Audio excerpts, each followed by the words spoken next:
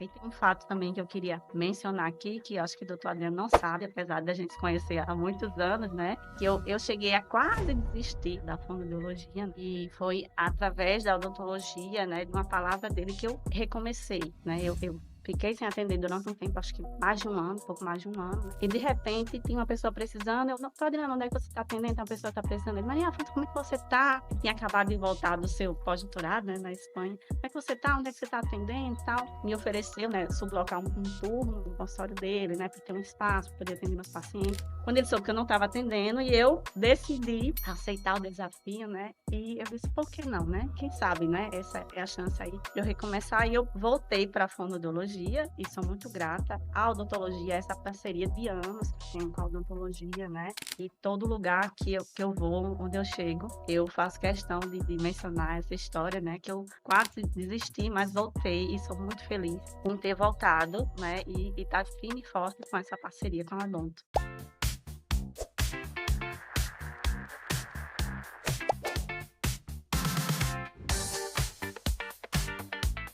Olá, pessoal, tudo bem? Estamos iniciando aí nosso segundo episódio do nosso podcast Conversa Afinada com o professor Adriano Germano. E hoje aqui estamos recebendo a doutora Mariafra Soares, nossa colega, fonoaudióloga. Doutora Mariafra, seja muito bem-vinda. Então, hoje aqui nós vamos estar falando um tema extremamente importante, que é o papel da fonoaudiologia no manejo de pacientes com deformidade dentofaciais. É um tema onde nós vamos discutir especificamente uma questão que cada dia mais faz parte do nosso dia a dia de cirurgião bucomaxilofacial, que é como recuperar melhor os nossos pacientes. O famoso fast recovery, ou seja, o que é que nós podemos fazer para que a recuperação pós-operatória desses pacientes sejam a melhor possível. Então, nós precisamos utilizar de quais protocolos, né? O que é que de fato nós precisamos fazer ou colocar dentro da nossa rotina do cirurgião bucomaxilofacial para poder evoluir com esse pós-operatório melhor. A doutora Mariafra, ela é graduada aqui pela Universidade Potiguar, fez especialização em modicidade oral pelo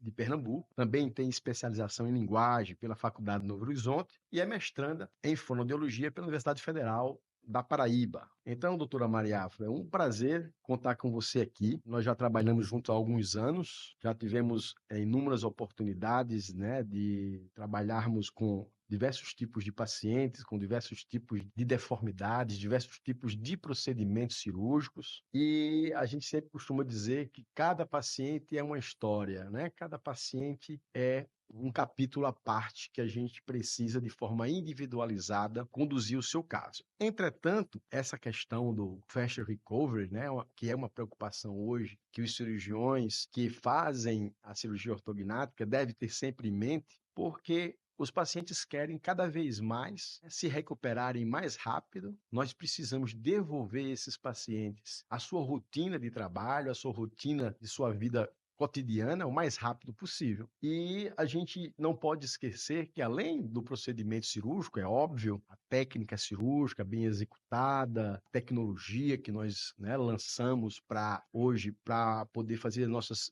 cirurgias, também há outros elementos aí importantes que vão, de fato, nortear uma recuperação mais rápida. Então, esse termo fast recovery, né, como vocês eu já chamei a atenção, foi um termo, né, desenvolvido aí nos anos 2000, né, por um cirurgião plástico, né, onde ele introduziu em 2002, um cirurgião americano, ele publicou um protocolo, né, de recuperação rápida para as cirurgias da mama. E a partir daí, esse termo ele foi sendo incorporado a diversas áreas da medicina, da odontologia, e não poderíamos também fazer isso na cirurgia ortognática, onde a gente quer devolver o mais rápido possível. Então, aquela história do paciente que fez uma cirurgia ortognática e ficou bloqueado por 60 dias sem abrir a boca durante 60 dias, não existe já há muito tempo. E nós estamos aqui para deixar isso muito bem claro. Então, Maria Afra, o papel da fonoaudiologia no manejo dos pacientes com deformidades dentofaciais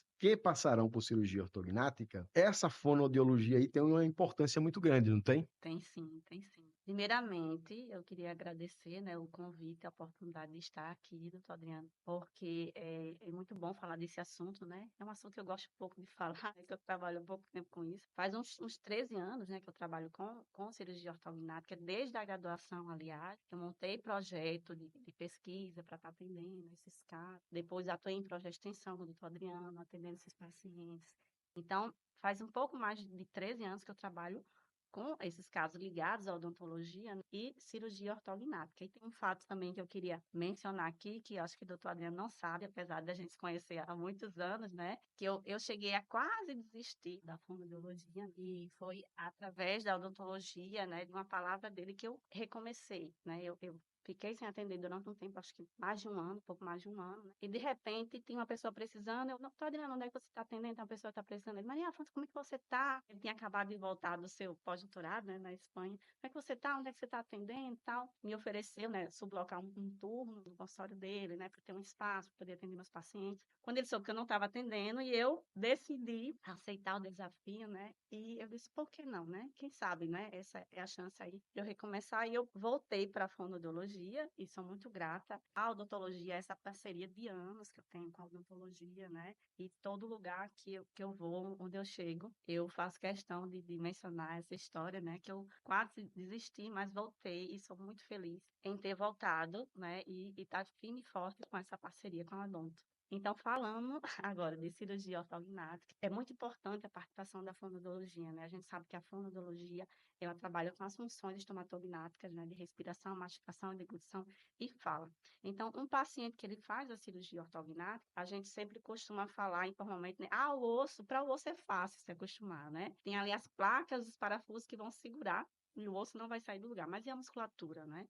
Que sofre uma mudança do dia para a noite. Ela tem um costume de antes, uma memória antiga, né? Que a gente tem que adaptar essa nova forma e adequar essas funções, né? Então, para cada tipo de alteração dentofacial, né? Muitas vezes a gente tem uma caracterização diferente do tipo de mastigação, das alterações de fala desse paciente, das alterações de deglutição, das alterações de posição de lábio, de língua. Então, é muito importante estar atento a esses detalhes, porque a longo prazo a gente consegue recuperar melhor esse paciente, diminuir recidivas. E, é claro, pensando na recuperação mais rápida, a fonoaudiologia, ela trabalha de forma precoce. Então, a gente trabalha desde o pré-operatório, né, podendo fazer o trans ou pós-operatório imediato, e o paciente conseguir essa recuperação muito esperada por todos, né? Tanto pela equipe como para o paciente. Muito bom. Então, assim, deixar bem claro, né, que a cirurgia ortognática é a cirurgia onde a gente movimenta os maxilares. Então, geralmente existe algum tipo de alteração esquelética, onde o cirurgião faz esses movimentos dos maxilares para corrigir o seu posicionamento. Com isso, o paciente tem um ganho estético e também um ganho funcional. E, obviamente, para poder, né, quando a gente opera esses pacientes, a gente promove um dano tecidual. Esse dano tecidual vai refletir em inchaço, vai refletir em dor, né, vai refletir num processo inflamatório que requer uma conduta multidisciplinar para que a gente consiga, de fato, fazer com que esse período que o paciente vai passar seja o menor possível, com o menos sofrimento possível. Então, a fonoaudiologia ela está aí para nos ajudar nisso. Então, eu vejo que a fonoaudiologia ela trabalha no pré-operatório, ela trabalha no pós-imediato, né? Logo, às vezes, eu vejo que você chega, logo após a gente concluir a cirurgia, você já está lá, né, fazendo algum tipo de procedimento e, obviamente, trabalha bastante no pós-operatório para garantir. Então, eu queria que você explicasse para a gente, inicialmente, qual é esse trabalho que é feito no pré. Eu vejo que não é muito comum os cirurgiões indicarem que o cirurgião passe por uma consulta fonoaudiológica previamente e que isso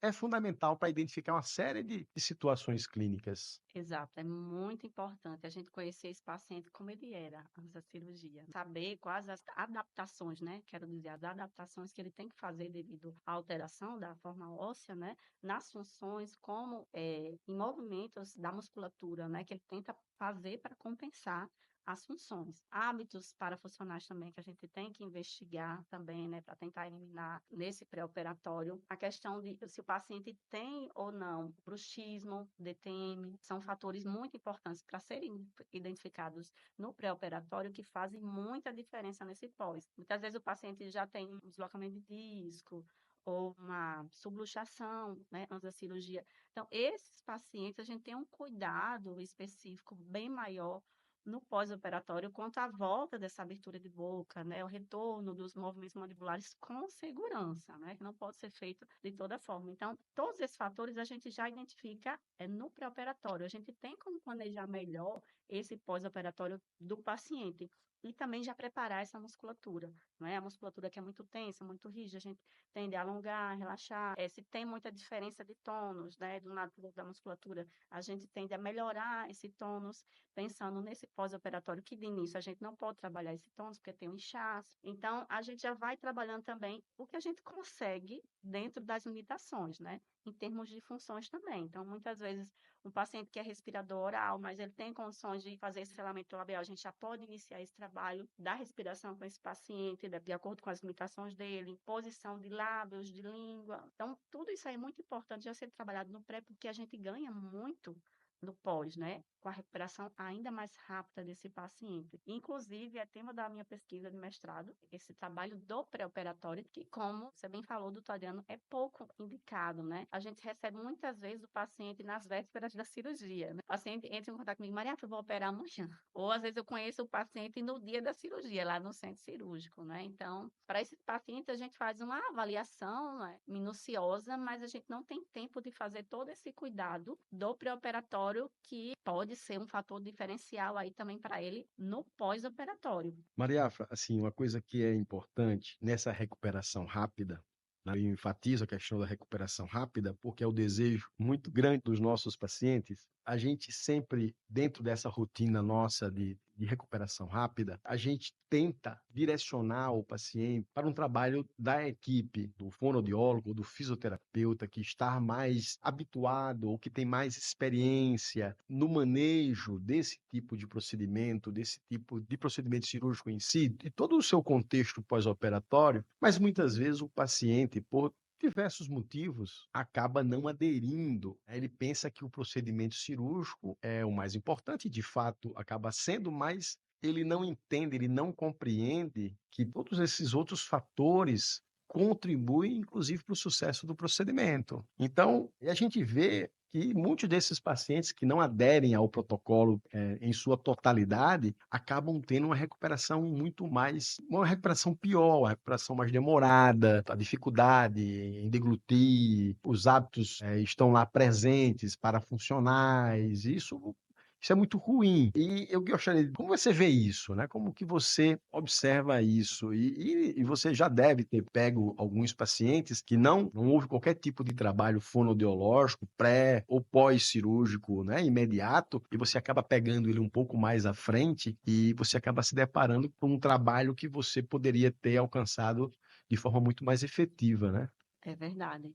Eu recebo e está aumentando o número de pacientes, curiosamente, que vem bem depois desse período, né, que a gente iniciaria antes, né, para uma recuperação rápida. Eu tenho recebido muitos pacientes no pós-tardio, né, que a gente chama. Então, esse paciente, às vezes, com um ano de cirurgia, 7 meses, 4 meses, 5 meses, 60 dias, está sendo bem variado, mas eu estou recebendo bastante paciente com bastante tempo de pós-operatório que não tiveram intervenção fonoaudiológica. E o que que acontece com esse paciente, né, que não tem, que não segue esse protocolo de recuperação rápida? Esse paciente, ele tende a ter medo de fazer qualquer coisa. Sabe que a cirurgia ortognática é uma cirurgia complexa da face, né? Então, para o paciente que é leigo, né, muitas vezes ele diz, não, eu fiz uma cirurgia grande aqui no meu rosto, eu vou ficar quietinho no meu canto, né? Ele costuma agir por instinto. Então, eu vou ficar aqui quietinho, não vou nem andar, não vou nem mexer, não vou nem mexer minha boca, não vou nem falar. Se possível, eu não vou comer, né? Às vezes faz a higiene oral também muito mal feito por medo de abrir a boca, né? De olhar direitinho, né? Se ver se está tudo ok. Então, esse paciente, ele tende a não movimentar a musculatura, não trabalhar de forma precoce a diminuição desse inchaço. Ele passa mais tempo inchado, e esse inchaço, essa pressão, esse peso no rosto incomoda, retarda a volta dele às suas atividades normais, né? Volta ao trabalho, aos estudos. Então, atrapalha bastante a recuperação desse paciente, principalmente pelo medo de fazer qualquer coisa. Quando esse paciente ele tem um acompanhamento, mesmo que ele não tenha o pré-operatório, mas que ele já inicie esse pós-operatório já, como a gente faz sempre no centro cirúrgico, né, com pós-operatório imediato, como você falou, muitas vezes o paciente ainda está entubado, né? Eu chego próximo do término da cirurgia, o paciente ainda está entubado, e a gente faz protocolo de laser, protocolo de bandagem, para tentar diminuir já esse edema, né, esse efeito do pós-operatório, e a gente começa o trabalho também de movimento dessa musculatura, de trabalhar a deglutição, porque a deglutição também é um estímulo para a sensibilidade. Esses pacientes que eles não fazem fono desde o início, né, eles tendem a se alimentar por seringa, por amotolias, né? Eu fiquei sabendo até que tem gente que vende os kits na internet. Eu fico muito triste quando eu ouço isso, né? O paciente pensa que é normal se alimentar por uma seringa depois da cirurgia, né? Sendo que acompanhamento fonoaudiológico ele pode ter uma deglutição normal desde o primeiro dia de cirurgia. Então, a ortognática, ela não vai causar uma disfagia, né? Quero deixar isso aqui bem claro, não causa uma disfagia, aquela dificuldade na deglutição, mas pela parestesia, pela diminuição da sensibilidade, esse paciente ele vai querer tomar água, ele não sabe onde é que está o copo, né? Como é que ele vai fazer para engolir? A mobilidade da língua fica diminuída também, às vezes, nesses primeiros dias. Então, a gente vai devolvendo, digamos assim, a função normal desse paciente, orientando, né? Muito mais de orientação, de promoção do selamento labial no início, para que esse paciente faça a função correta, sem prejudicar a estrutura, e também que ele tenha maior conforto, né? Ele já está com a alimentação toda mudada, né? Líquido e pastoso no início. Então, ele vai ter que se alimentar com uma seringa. Então, é muito mais fácil o paciente já ir para casa, conseguindo tomar os comprimidos, conseguindo se alimentar direitinho com copo e com colher, o que seria o meu sonho, né? Que todos os pacientes fossem para casa se alimentando bem. A gente sabe que é normal ter alguma dificuldadezinha no início, né? De deglutição, às vezes, quando a parestesia está maior, mas não é por isso que a gente vai deixar o paciente sem assistência, né? Eu já ouvi muito falar isso. Ah, mas é normal, Maria. Não precisa, deixa para começar depois, quando o paciente chegar em casa, né? Então, se fosse alguém da minha família, eu preferia que ele tivesse, né, muito mais conforto e sofresse menos desde o primeiro dia de cirurgia.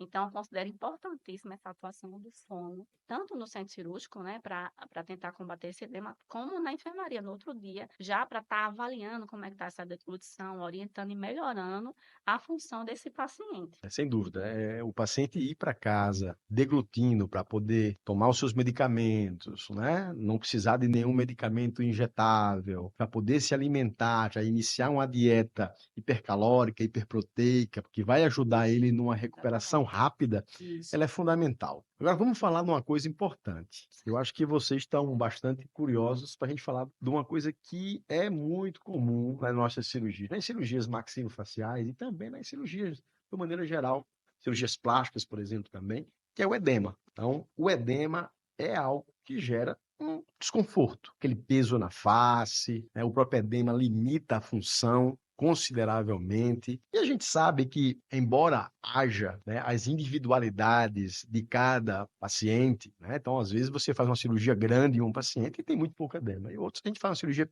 pequena, tem um baita edema. Mas, de uma maneira geral, há um comportamento. A gente aplicando uma boa técnica, o anestesista fazendo a infusão de líquidos, né, adequadamente, a gente tende a regredir esse edema, mas, obviamente, que o edema ele acaba acontecendo independente de muitos fatores. Mas, e aí? Como é que vocês da fonoaudiologia podem nos ajudar no edema de forma efetiva? O que é que nós temos de evidência científica real em termos de efetividade? Eu sei que as bandagens têm sido amplamente utilizadas por vocês, né, como um método na tentativa de regredir esse edema mais rapidamente. Eu queria que você falasse um pouquinho sobre a sua rotina e o que é que você propõe para amenizar esse desconforto do edema. Sim, o meu protocolo, né, de tratamento já começa ou no pré, ou desde o primeiro dia da cirurgia, né, com o protocolo de bandagem de laser, para tentar diminuir esse efeito do edema, né, a gente tenta combater o edema ainda quando ele está surgindo. Então, se possível, eu prefiro já colocar a bandagem desse paciente quando ele está entubado. Então, enquanto ele está anestesiado, o edema, a gente pode dizer que ele quase ainda não começou, né? Então, a gente tenta combater com a bandagem compressiva, né, como se fosse para realmente conter esse edema de expandir mais. Então, a bandagem serve de início para isso, que a gente chama de a bandagem compressiva. E o laser, né, que está ali para modular a inflamação, né, então a gente utiliza bastante o laser e essa bandagem de início. Então, o paciente ele já sai do centro cirúrgico com a bandagem e feita a aplicação do laser. Então, esse paciente ele fica 3 dias com a bandagem, depois a gente já começa a fazer as drenagens, Tem outra técnica de bandagem que é utilizada para auxiliar na drenagem também, que ela faz como se fosse uma espécie de drenagem, né? A técnica FAN, que é como se fosse, tem gente que chama de polvo, né? Como se fossem umas mãozinhas, né? Alguém já deve ter visto alguma figura por aí na internet. Então, a gente depois utiliza essa outra técnica de bandagem. Eu utilizo mais ou menos até a segunda semana da cirurgia, quando o paciente está mais inchado. E quanto maior for o edema, a gente aproxima mais dessas sessões para fazer, intensificar mais as drenagens. Então, o paciente, ele faz a drenagem linfática manual e ele vai para casa com a bandagem para continuar o efeito da drenagem, enquanto ele não tem a próxima sessão. Então, a gente tem utilizado bastante esses recursos para auxiliarem mais nessa diminuição do inchaço e trazer uma recuperação mais rápida, dar mais conforto para esse paciente, porque a gente sabe que incomoda bastante o inchaço. Eu digo que o meu ranking de queixas geralmente é edema, parestesia e fala no pós-operatório. Uma outra coisa muito importante que nós temos que chamar a atenção é a questão da deambulação. A deambulação é importante também para ajudar na drenagem. E muitos pacientes ficam confinados numa cama ou sentados numa cadeira, não saem para lá de jeito nenhum. E eles precisam ser orientados que a deambulação, sempre que possível, né? E na maioria das vezes é possível, para isso ele tem que estar alimentado, tem que estar se sentindo Isso. bem, tem que estar comendo, tem que estar deglutindo. Isso também ajuda no edema, né? Então, isso tem que ser levado em consideração. Isso, e o próprio movimento da musculatura, né? Esse paciente falar, esse paciente movimentar a musculatura vai também ajudar a drenar, a diminuir esse inchaço. Perfeito. Maria Afra, e a parestesia? A parestesia é a dormência que é muito comum nas cirurgias ortognáticas, tanto na maxila, porque acaba tendo algum tipo de estiramento aqui dos nervos infraorbitais, mas principalmente a dormência dos lábios inferiores, porque a técnica de osteotomia do ramo sagital do ramo mandibular acaba levando algum dano ao nervo. E aí há essa sensação de dormência, é algo extremamente desagradável, principalmente nesses primeiros 15 dias. E eu também acho que a fonoaudiologia, ela pode nos ajudar bastante aí, como você já chamou a atenção de algumas condutas. Então, eu queria que você comentasse um pouquinho sobre essa parestesia. Qual tem sido a sua rotina? O cirurgião, ele gosta muito de prescrever alguns medicamentos, né, neuroregeneradores, que embora não tenha uma evidência científica alta, mas a gente acaba prescrevendo, e associado a isso, a própria técnica cirúrgica, o uso de piezoeletro, tentar ser o mais atraumático possível na osteotomia, mas vem aí a fonoaudiologia também com seus procedimentos que podem nos ajudar nisso, não é verdade? É verdade, como eu já ouvi falar da deglutição, né? A gente começa esse estímulo da sensibilidade com a própria função, com a deglutição. É o paciente que ele faz do copo, da colher, ele já vai estimulando essa volta da sensibilidade do lábio, né? Então, a gente trabalha muito com a função. A função é um exercício disfarçado para nós, né? Então, o nervo ele tem que ser estimulado, tem que ser trabalhado com a função. Então, a função ajuda muito desde o início, sendo feita corretamente. Então, além da função, a gente também passa exercícios para o paciente de estímulo de várias texturas, de temperatura para esse paciente. E a gente conta hoje com o melhor recurso, né, que tem evidências atuais, melhor evidência é o laser. Então, a gente utiliza o laser desde os primeiros dias também para tentar uma melhora maior dessa sensibilidade aí desde o início. E o laser tem dado bons resultados, mesmo com mais tempo de cirurgia. A gente ainda consegue um bom resultado com muitos pacientes. Então, o laser, ele é o principal aliado, no meu ver, hoje, contra essa parestesia. Esse laser que você fala é o laser de baixa intensidade. Isso. E me diga uma coisa, existem vários protocolos na literatura. Tem algum que você segue mais em relação ao laser? O tempo de aplicação, eu falo qual frequência você utiliza? O que é que você... Sim, eu procuro seguir o mesmo protocolo, né? A gente procura seguir protocolos, né? Até para a gente ver, analisar a nossa clínica, né? Como é que tá, onde é que a gente está acertando mais, onde é que a gente está falhando. É importante a gente sempre se basear no que tem de evidência. Então, eu sigo um protocolo, sim, doses mais baixas para aquele paciente ali recém-operado, né? Que a gente está avaliando, os primeiros dias tem como se fosse um disfarce daquela parestesia, né? Porque o inchaço, ele comprime o nervo, pode estar dificultando, como assim dizer, o resultado real, né, do que ficou de parestesia. Então, a gente começa com doses mais baixas, né, para pacientes recém-operados, né, no caso, no meu protocolo. E para pacientes que já passaram por um período maior de 6 meses, 1 ano de cirurgia, né, eu já uso um protocolo com doses maiores, desse laser infravermelho. Eu gostaria de chamar a atenção também para alguns hábitos parafuncionais, né? Então a gente sabe que os hábitos parafuncionais, eles podem influenciar no crescimento, no próprio desenvolvimento craniofacial. Pode moldar, por exemplo, a mordida aberta, né? Com aquele clássica sucção, né? E isso precisa ficar bem claro. E como nós já conversamos anteriormente, muitos pacientes acabam não passando por uma avaliação pré-operatória. E esse hábito parafuncional, ele acaba se perpetuando no pós-operatório. Então, eu gostaria de que você comentasse alguma coisa sobre isso e também se tem alguma deformidade dento-facial que lhe chamaria mais atenção, que poderia requerer um pouco mais de trabalho pré-operatório antes da cirurgia.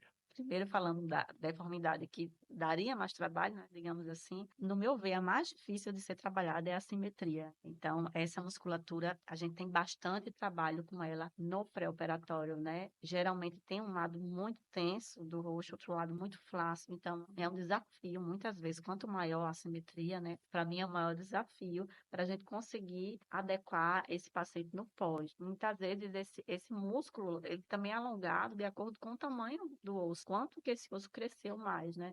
Então, muitas vezes a gente também trabalha tentando adequar e a gente não consegue uma simetria perfeitinha nesse pós, pela questão dessa diferença dos lados da musculatura.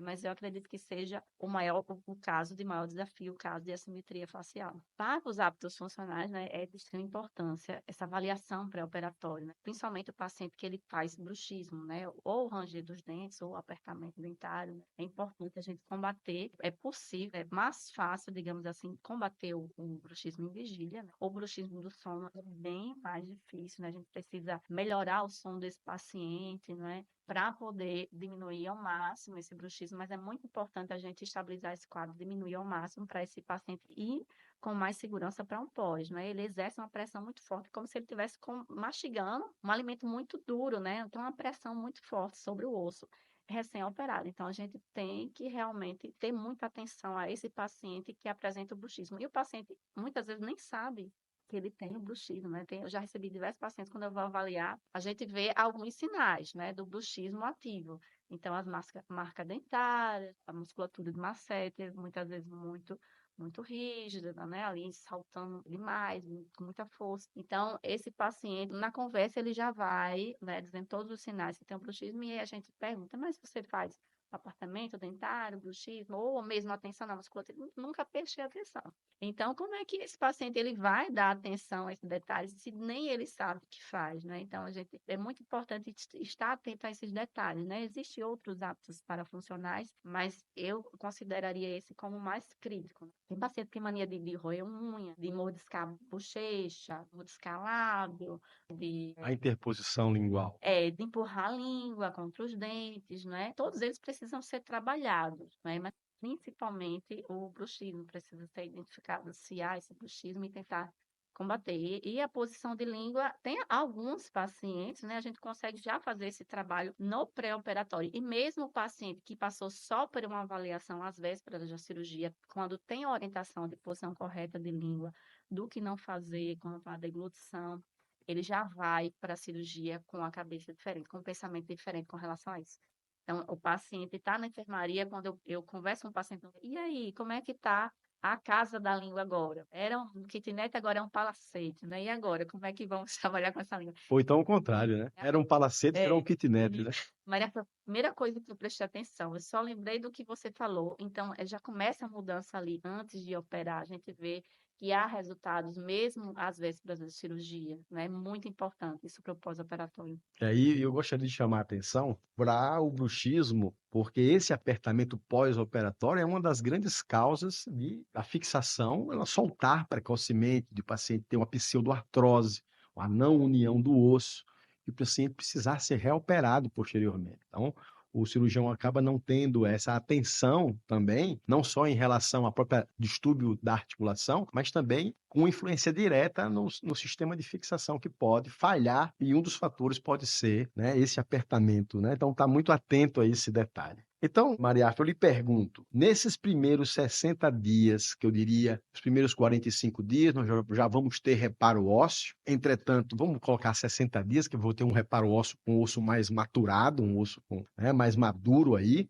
Quais seriam os objetivos da fonoterapia? Então, quais objetivos você gostaria de alcançar nesses primeiros 60 dias? Eu sei que ainda vai ficar alguma coisa para ser trabalhado, mas nesses primeiros 60 dias que ele já voltou para o seu ortodontista, né, já iniciou novamente, né, a terapia ortodôntica, pós-operatória, o cirurgião já deu alta, provavelmente, para voltar para o ortodontista. Então, o que é que você gostaria de alcançar com o seu tratamento nesses primeiros 60 dias? Edema, né? Em primeiro lugar, a gente tem que diminuir o edema para trabalhar as outras coisas, né? Então, o edema é a primeira parte que a gente trabalha sempre. Então, diminuir edema, diminuir a parestesia, melhorar essa sensibilidade, trabalhar as funções, melhorar a mobilidade, devolver a mímica facial desse paciente, trabalhar os movimentos mandibulares, né? Ele está com a abertura de boca normal já, e trabalhar essas funções. Então, esse paciente, ele fazia uma função, muito provavelmente, errada antes da cirurgia, e agora ele tem condições de fazer uma função correta, mas esse paciente, ele não tem referência do que é correto, né? Para ele, o que é correto é como ele fazia. Então,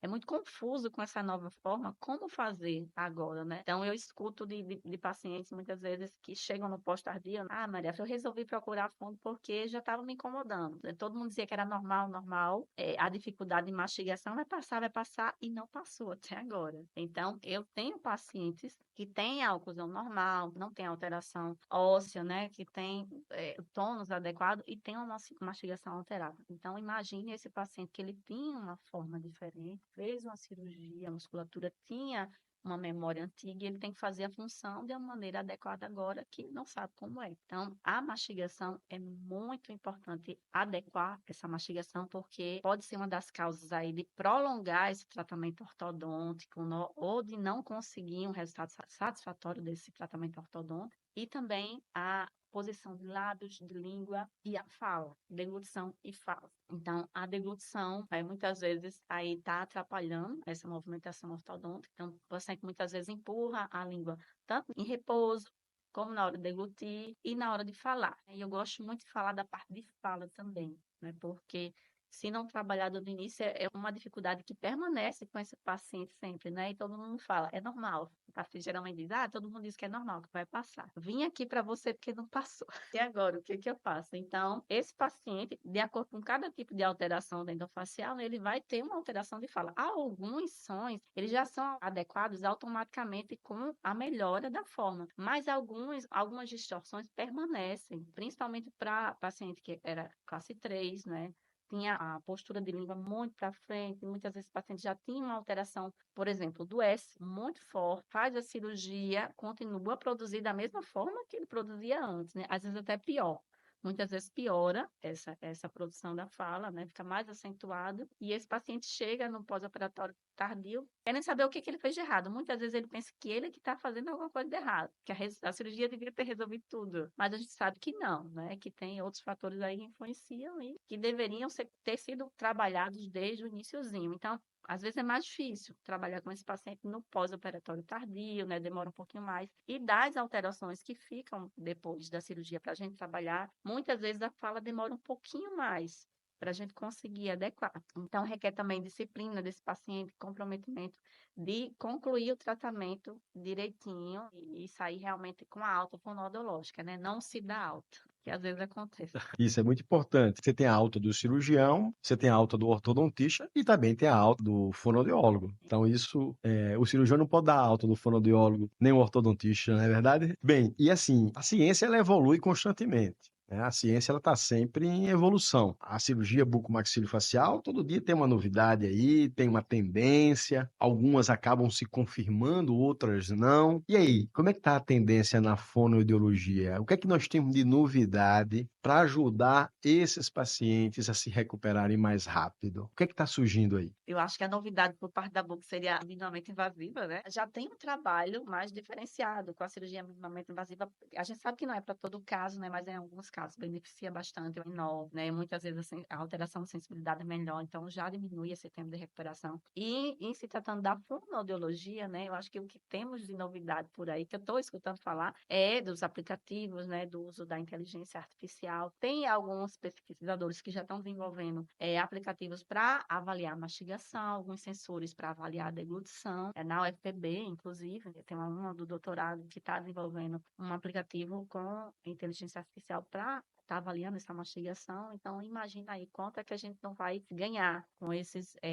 avanços aí tecnológicos para otimizar os trabalhos. Então, eu vejo que podem surgir coisas muito boas aí com o uso das tecnologias, né, para ajudar a cada vez mais o nosso trabalho. Deixa eu te fazer uma outra pergunta, que é uma pergunta que, né, para quem está nos assistindo aí, requer de fato uma reflexão, que é uma realidade, esse nosso manejo aí com os planos de saúde, né, e esses pacientes, já na grande maioria das vezes, são operados, né, via convênio, mas muitas vezes nem o próprio cirurgião é conveniado, nem o próprio fonoaudiólogo é conveniado, mas esses pacientes precisam passar por uma terapia fonoaudiológica, por uma fisioterapia, entre outras situações. E a gente percebe, muitas vezes, que há uma dificuldade do paciente acessar o fonoaudiólogo via convênio. Então, vou dar um exemplo. Às vezes ele diz, não, eu quero fazer meu protocolo utilizando o fonoaudiólogo do meu convênio. Mas, às vezes, para poder ele fazer um agendamento, ele faz um agendamento a cada 30 dias depois. Hoje é uma pessoa que atende, amanhã é uma outra pessoa que atende na clínica. Não há uma personalização desse atendimento, entre outras situações que a gente sabe como funciona. Então, como é que tem sido esse relacionamento, pelo menos da sua parte, em relação a convênio? Você acha que houve alguma evolução? Como é que tem sido? Não houve nenhuma evolução, ao meu ver, até agora, né? O repasse para o profissional é muito baixo, né? Então, o profissional não se especializa, geralmente é um profissional que acabou de se formar e ele agarra a primeira oportunidade, né? Então, esse profissional, ele precisa dar uma demanda muito grande para suprir a necessidade ali de pagar as contas, né? Recém-formado, então, ele acaba sendo muito generalista. E ele acaba que, por ter essa demanda muito grande, né? Não consegue se especializar. E quem consegue vai seguindo outros rumos. Por isso que tem essa rotatividade muito grande, convênios, infelizmente, né? A gente não tem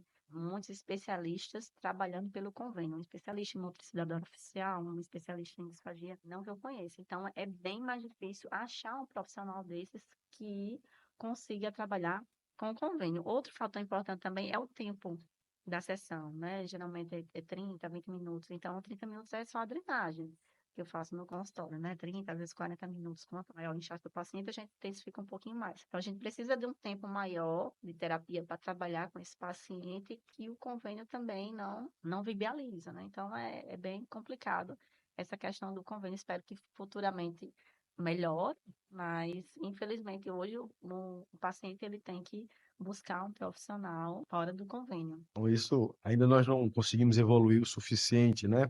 Há preciso de uma maior valorização desse profissional Isso. junto aos convênios, para que a gente consiga profissionais especialistas, capacitados, que são, digamos assim, são poucos, né? Acaba tendo, mas que não numa quantidade que a gente gostaria que houvesse. Então, Maria Afra, nós estamos chegando ao fim do nosso podcast. Você trouxe aí muitas informações valiosas, né? Espero que vocês tenham aproveitado aí a nossa conversa afinada com o professor Adriano. E eu gostaria que você desse um conselho ao colega cirurgião bucomaxilofacial que vai submeter seu paciente à cirurgia ortognática e também ao próprio paciente, o paciente que vai submeter a cirurgia ortognática, é que ele está pensando que o procedimento cirúrgico ele vai acordar da anestesia geral e todos os seus problemas vão estar resolvidos. Então, qual conselho você daria para esse colega cirurgião e para esse paciente? O conselho que eu dou para todos os cirurgiões é que caminhem ao lado da fonoaudiologia. Essa parceria é muito importante, como eu falei, não pensando só em a curto prazo, mas em a longo prazo, né? A gente consegue um melhor resultado, mais estabilidade para o caso desse paciente.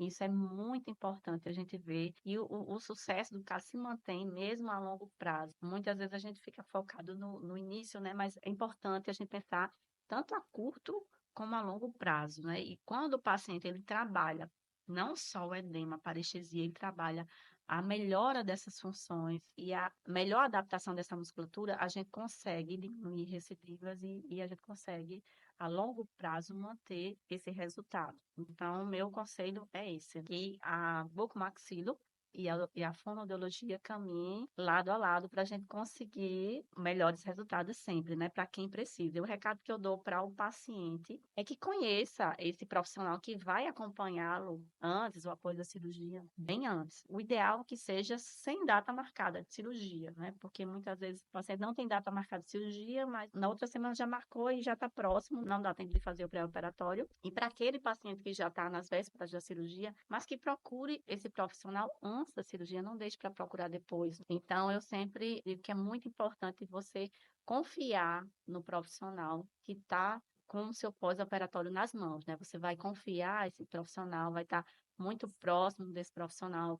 Muitas vezes vai mais no fono do que no bucomaxilo, né? Mais dias na semana. Então, realmente, você precisa confiar nesse profissional, entender tudo direitinho, todo o processo faz toda a diferença para uma melhor recuperação. E me parece que às vezes o paciente se preocupa, né, com o cirurgião que vai operar, em conhecer o cirurgião, em saber da sua expertise, né, do seu histórico de procedimentos, em tudo que ele, como esse cirurgião se preparou, mas ele não tem o mesmo cuidado quando ele vai buscar o seu fonoaudiólogo. Então, para ele é como se fosse qualquer fonoaudiólogo estaria apto a desenvolver as técnicas necessárias e que ele atingiria o mesmo objetivo independente disso. Então, a gente tem que mudar essa mentalidade de fato. Então, pessoal, mais uma vez agradeço demais aí por vocês estarem conosco aí no nosso canal, assistindo aí a conversa afinada com o professor Adriano. Sem dúvida teremos outros assuntos interessantes, novos episódios. Um agradecimento aí especial à doutora Mariafa, que esteve aqui conosco nesse episódio, e também ao Revisa Buco, pelo apoio aí no podcast. E lembrando, se você está se preparando para uma prova de residência em cirurgia e traumatologia bucomaxilofacial, vamos deixar um QR Code aqui na tela, tá certo? Com o cupom AFINADA. E você terá 10% de desconto aí para acessar o Revisa Buco. Sem dúvida, a melhor opção para a sua preparação para a residência. Nosso próximo podcast, já gostaria de chamar a atenção, será interrelação ortodontia e cirurgia bucomaxilofacial. É da mesma forma que a gente conversou hoje com a fonoaudiologia, nós vamos conversar com colegas da ortodontia, mostrando aí a necessidade dessa interrelação também ser uma interrelação bastante afinada, com bastante critério para que o paciente possa usufruir de todos os benefícios. Então, mais uma vez, obrigado e até a próxima, se Deus quiser. Muito obrigada.